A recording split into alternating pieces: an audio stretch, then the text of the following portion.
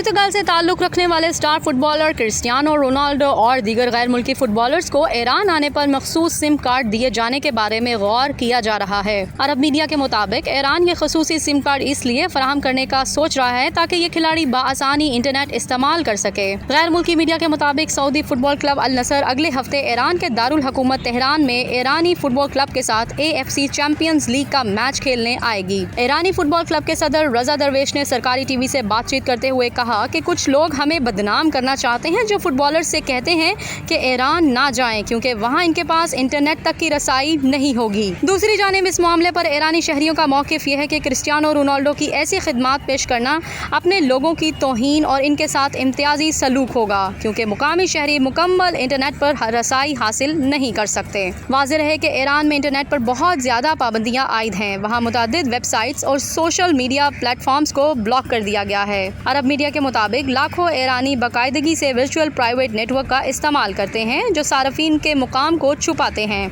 लेकिन हुकाम ने गुज़िश्ता साल से इन टूल्स पर भी बहुत ज़्यादा पाबंदियाँ लगा दी हैं। एशियंस चैंपियंस लीग में एक तवील अरसा बाद इंटरनेशनल स्टार्स ईरान में जलवागर होंगे जहाँ अक़वाम मुत्तहिदा की पाबंदियों के बायस खेलों के बड़े इवेंट्स का इनकाद नहीं होता। ताहम हाल ही में सऊदी अरब के साथ सफारती ताल्लुकात की बहाली के बाद ईरान में फुटबॉल समेत दीगर इंटरनेशनल मुकाबलों का इनकाद हो रहा है।